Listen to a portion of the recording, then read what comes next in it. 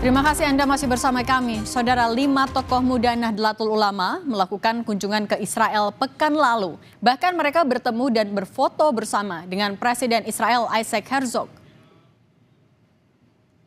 Foto yang beredar luas di media sosial, kelima orang tersebut adalah Gus Syukron Makmun, Zainul Ma'arif, Munawar Aziz, Nurul Bahrul Ulum, dan Iza Anafisah Dania. Bahkan mereka berfoto bersama dengan Presiden Israel Isaac Herzog. Belum diketahui tujuan dan maksud kelima tokoh muda Nahdlatul Ulama ini bertemu dengan Presiden Israel. Namun kunjungan kelima tokoh muda NU menuai kontroversi dan berbagai respons.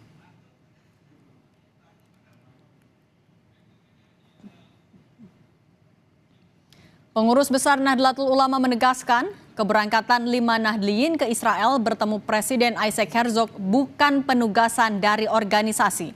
Ketua PBNU, Syafiq Ali, menyesalkan perbuatan tokoh muda Nahdliyin yang bertentangan dengan sikap Nahdlatul Ulama di pihak Palestina. PBNU sama sekali tidak mengetahui keberangkatan 5 orang tersebut dan belum diketahui pasti tujuan dan isi pertemuannya. PBNU saat ini tengah mengklarifikasi dan akan memberi peringatan terhadap kelima Nahdliyin jika sudah menyerahkan keterangan dengan jelas. Jelas bahwa PBNU sangat menyesalkan karena di tengah tindakan Israel terhadap yang rakyat Palestina yang masih belum berhenti, di mana bom-bom dan peluru Israel masih ditembakkan ke warga Palestina, justru kok ada dari kader-kader kita yang justru berangkat di sana. Teman-teman ini dengan naifnya itu justru menerima undangan Israel yang itu oleh Israel akan bisa digunakan untuk menunjukkan pada dunia atau pada pihak-pihak yang terkait bahwa ada kelompok Muslim yang berdiri di sisi mereka, dan ini sangat kita sesalkan. Lebih lengkap soal pertemuan tokoh NU dengan Presiden Israel, kami tanyakan langsung kepada Ketua Pengurus Besar Nahdlatul Ulama atau PBNU, Syafiq Ali. Pak Syafiq, selamat sore. Selamat sore, Mbak. Pak Syafiq, kami ingin tahu penjelasan dari pertemuan 5 Nahdliyin dengan Presiden Israel itu sebenarnya berlangsung kapan? Kami juga belum tahu berlangsungnya kapan, berangkatnya kapan, pulangnya kapan. Nah, kami belum tahu karena memang itu tidak sepengetahuan PBNU. Tetapi sekarang teman-teman itu sudah ada di.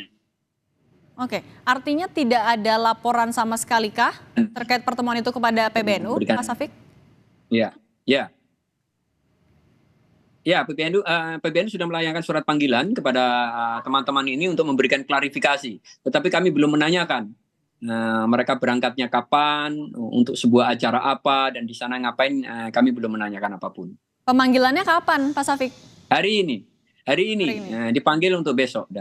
Oh, dipanggil untuk besok. Apa yang akan jadi materi pemeriksaannya? Apakah ya terkait isinya juga mungkin sudah diketahui sejauh ini?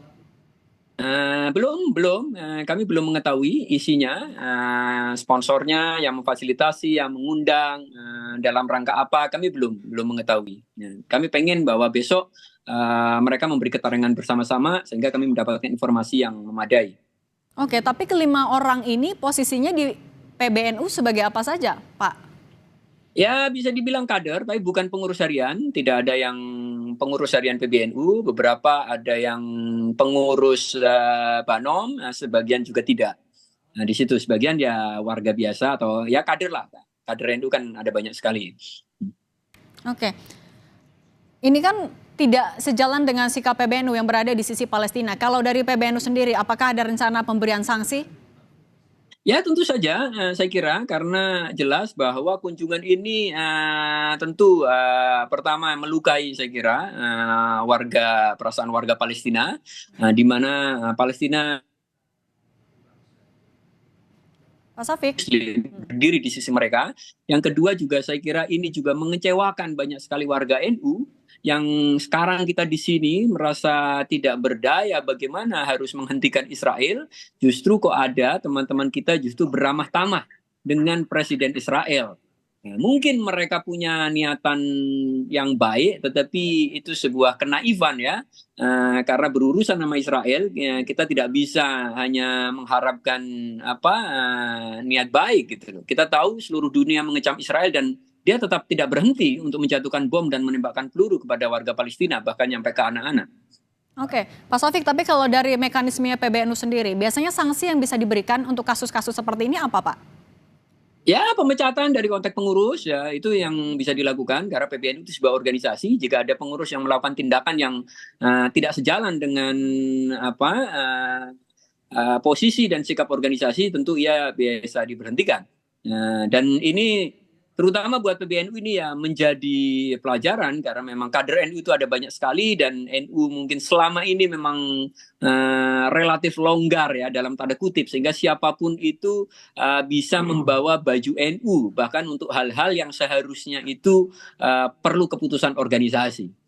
Oke, Pak Sofik, tapi artinya bisa dipastikan kalau sebenarnya memang PBNU tidak ada agenda yang sama sekali berkaitan dengan Israel ya? Oh, tidak ada. Justru hari-hari ini, saya kira beberapa bulan, bahkan nyampe minggu kemarin, PBNU sedang membangun komunikasi intensif dengan otoritas Palestina. Kamis kemarin itu Dubes Palestina berkunjung ke PBNU dan bertemu dengan Gus Yahya untuk membicarakan langkah-langkah apa yang bisa dilakukan untuk memberi tekanan lebih pada Israel agar menghentikan kekerasannya. Oke, tapi kalau misalnya mekanismenya juga Pak Sofik, ketika ada kader mau keluar negeri terutama juga bertemu dengan tokoh-tokoh tinggi, haruskah lapor dengan PBNU seperti apa mekanismenya? Tergantung kepentingannya dan urusannya. Kalau dia diundang, memang itu karena atribut dia sebagai kader NU, karena ke-NU-annya, tentu saja semestinya dia melaporkan pada organisasi. Paling tidak kepada pengurus yang ada di atasnya, pada departemen yang terkait. Dan itu lazim. Itu lazim di PBNU gitu. Karena tentu saja mereka diundang tentu karena atribut sebagai kader NU, sebagai aktivis NU. Saya kira kalau sebagai pribadi begitu saja, saya kira kecil kemungkinan dia akan diundang sampai bisa bertemu dengan Presiden Israel. Saya sendiri sebelum COVID saya pernah mendapatkan tawaran untuk berkunjung ke Israel, tapi saya menolaknya. Karena saya merasa ya saya tidak akan bisa berbuat banyak dan leverage politiknya saya tidak cukup untuk bisa bernegosiasi dengan petinggi Israel. Beda dengan Gus Dur zaman dulu gitu kan. Gus Dur leverage politiknya besar sekali. Jadi Israel akan sangat menghitung apapun yang dikemukakan oleh Gus Dur. Tapi orang seperti saya tentu berbeda. Saya harusnya akan teman-teman juga punya kesadaran ini gitu. Baik, Pak Sofik terakhir singkat saja besok jam berapa pemanggilan untuk para nahdliyin? Besok siang. Besok siang, oke. Baik, terima kasih Ketua PBNU Pak Sofik Ali, sehat selalu Pak. Sama-sama, terima kasih.